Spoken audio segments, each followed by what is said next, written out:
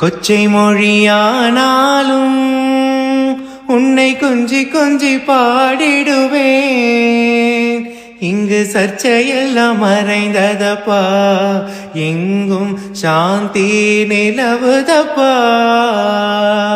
வெள்ளம் அது பள்ளம் தனிலே பாயும் தன்மை போல் உள்ளம் தனிலே நீ மெல்ல மெல்ல புகுந்து விட்டாய்.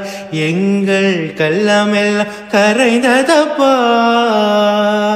பச்சை மயில் வாகனனே சிவபால சுப்பிரமணியனேவா, என் நிச்சயெல்லாம் உன்மேலே வைத்தேன், நெல்லளவும் பயமில்லையே.